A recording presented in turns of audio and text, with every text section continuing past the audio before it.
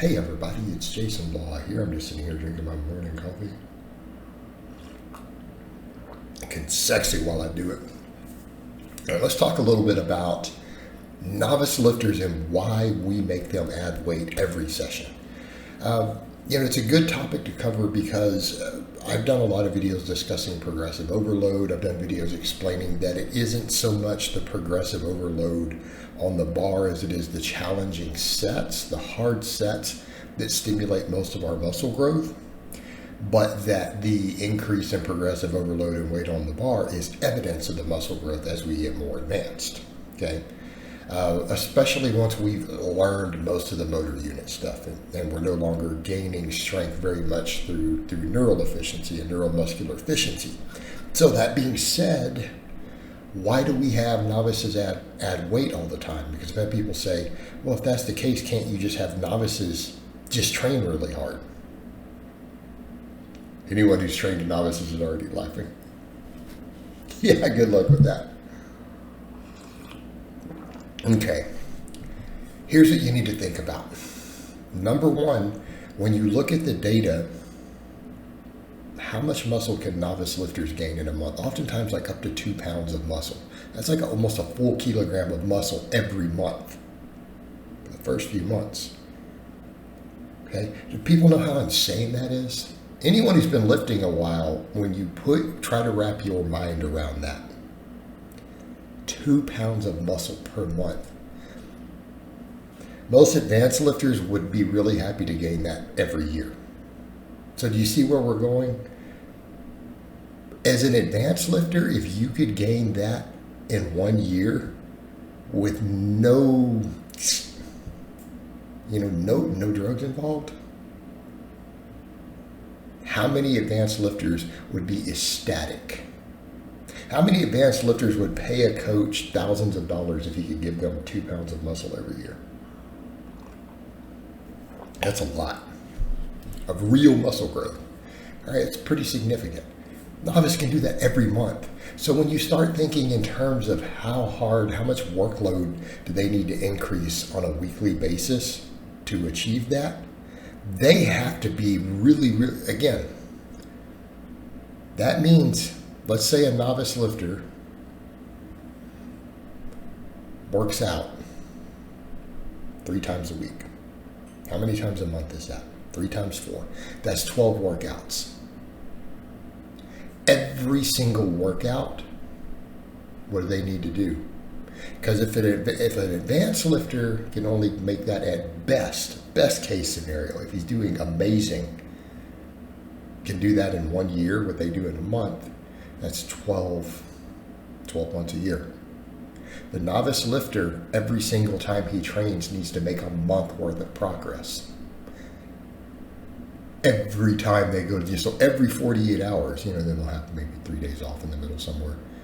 Every 2 to 3 days, the novice should be making an entire month's worth of progress. Every single time they go to the gym. How do you make them do that? Because novices are bad at going to failure. We're usually putting them on big movements. Okay? Anyone think it's a good idea to take novices and put a bar on their back, a squat bar? Say, train to failure. Train till it hits the pins. Number one, they're going to get demoralized real quick. Number two, they're going to get hurt. Because their form already needs work. So that's why all these novice programs, we're like form. Learn this squat, learn it safely, do these basic lifts, add 5 pounds every time you work out. Okay, that doesn't mean you add it every time. What are we doing?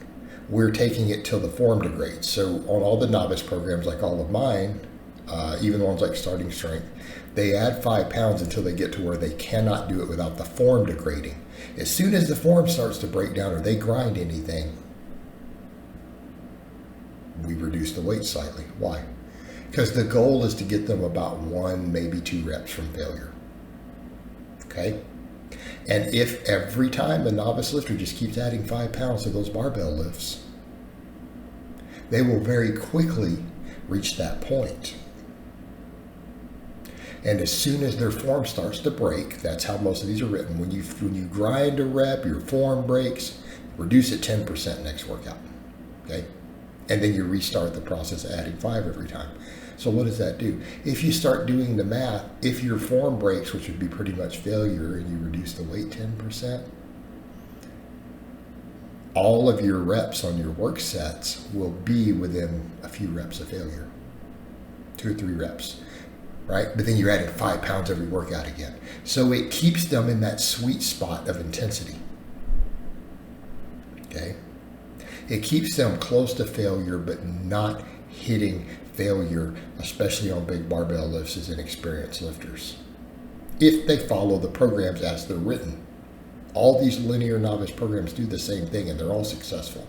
Whether it's the couple of ones that I have, starting strength, strong lifts, and then other ones that have all come out, they all follow the same principle.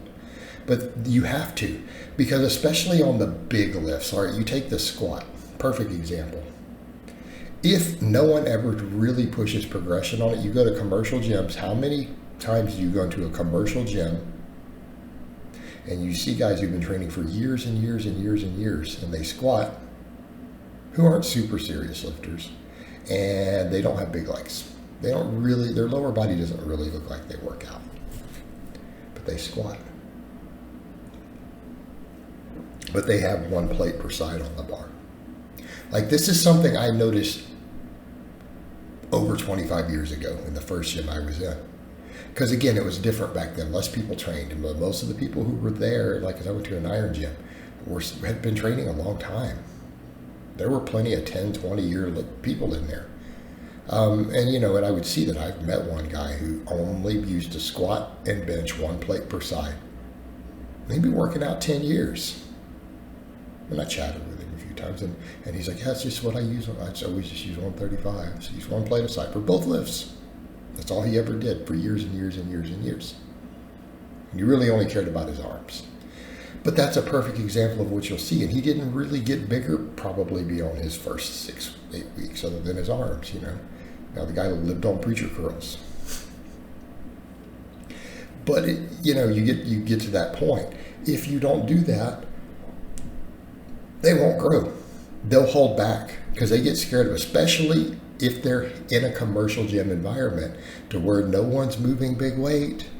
And they look and they say, well, this guy over here has been going here 5 years, 10 years, and he uses 135. If you don't put them on a program that makes them keep adding weight, they think that 135 is a totally acceptable squat for a grown man for work sets. Okay? And they will build no muscle in their lower body, right? Biggest muscles in the body. It's where we get most of our athleticism, health benefits, everything else. They just won't get bigger.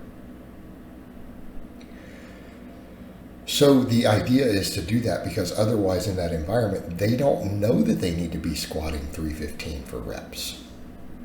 There's possibly no one in their entire gym that does that. Okay?